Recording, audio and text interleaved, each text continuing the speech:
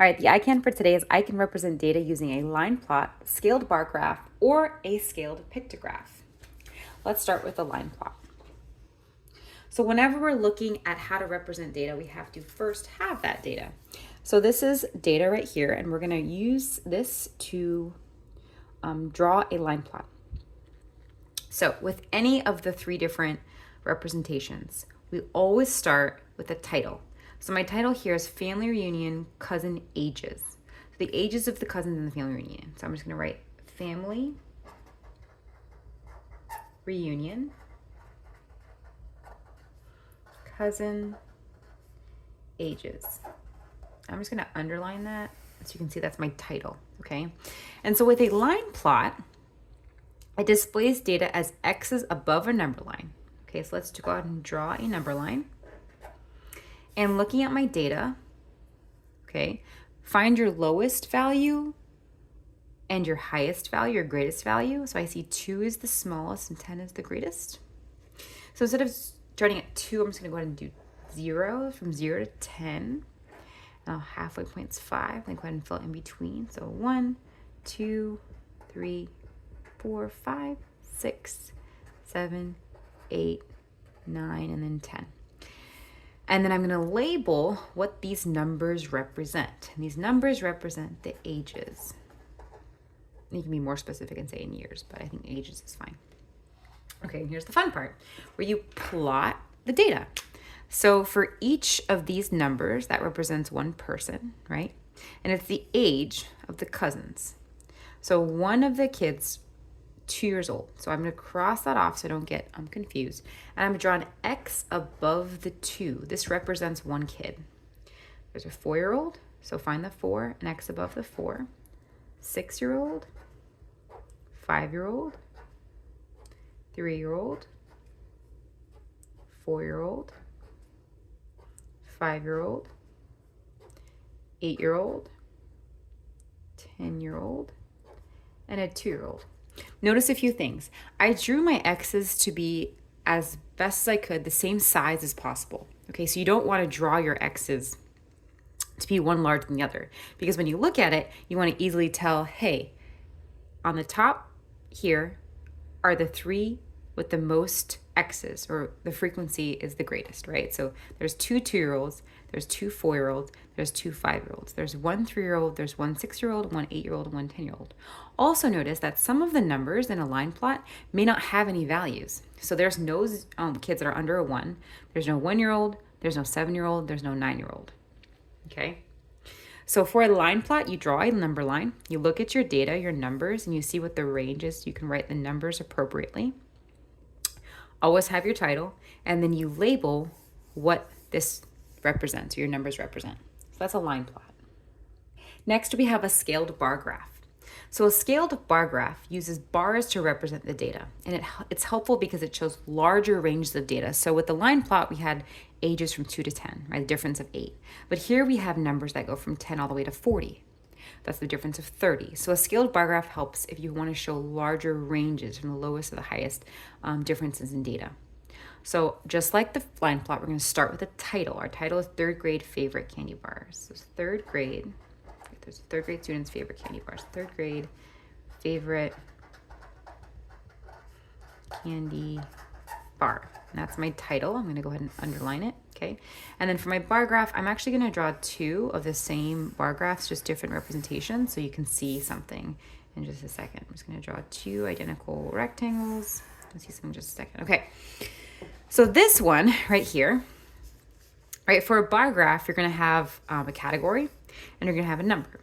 So you can choose to put your category on one side and then your numbers on the other side, or vice versa. We're going to do both ways so you can see it both ways. So the first time I'm going to put my types of candy down here. So I'm just going to abbreviate. So the Snickers is an S, the Kit Kat is a K, the Reese's is an R, and the Twix is a T. Okay.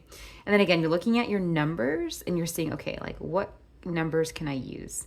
I start at 0, right? And I go to 50, and then the interval can be by 10s because it's 10, 20, 30, 40. I wouldn't do it by 1s because that's way too small. So 0 all the way to 50, and then kind of fill out in between. So let's set this to 10, 20, 30, 40, that's 50. Okay, and so let's go ahead and draw the bars. So Snickers is 40, so here's Snickers. So I'm going to draw a bar up to 40. Kind of just think of that right here as like an invisible line, so you know it lines up to 40. All right, Kit Kat's 10. Here's Kit Kat, goes up to 10. Kind of think about a line going across. You can see that it's the correct stopping point. R's, Reese's, 30. Just about there. And then T is Twix, and that's 20.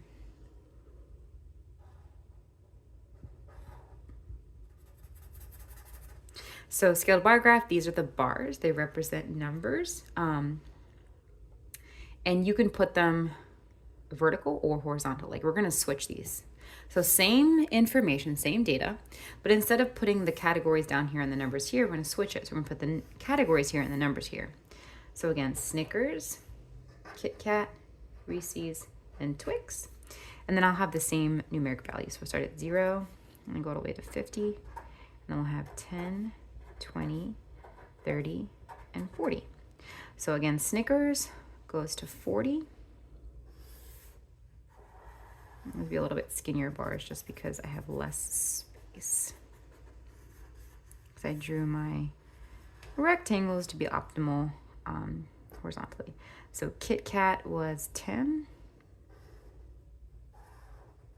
A little bit more than my 10, but here's my 10. Here's Reese's was 30.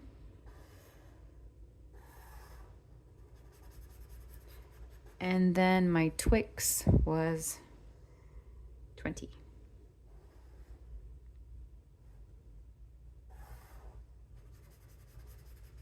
Okay, so a bar graph uses the bars to represent the numbers of the data. You can draw it like this, vertical, or you can draw it like this, horizontal. But it's the same representation, just it looks visually a little bit different. All right, and the last one is a scaled pictograph. So a pictograph uses pictures to represent data. So let's go ahead and draw. Wait, sorry, before that, let's write our title. So our title here is Gummy Bear Colors. So if you open up a bag of gummy bears, and let's just say that these were the amount of reds, oranges, yellows, and greens in the bag of gummy bears, okay? So let's go ahead and draw the rectangle. All right, and then we'll draw our headers. So we have the color and the amount. And then we have 4 different colors, so I'll divide that into 4 different rows. So we have red, orange, yellow, and green. So the one thing about a pictograph, a scaled pictograph, is usually the picture, and I'm just going to draw a simple like smiley bear. Usually the picture represents more than one. So I'm going to draw this here, but it's going to be equal to something that's usually a factor of the numbers, or a number that can be divided evenly into each of these numbers.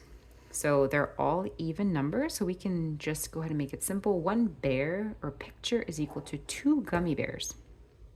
So there's 14 for red. So instead of drawing 14 red, instead of drawing 14 gummy bears, like the picture, I'm only going to draw 7 because each one represents 2, and 2 times 7 is 14. So there's 1, 2, 3, 4, 5, 6, 7, and apologize for the awful drawings, but there's 7 of them, and each one is equal to 2, so that's equal to 14. And you'll usually have a key.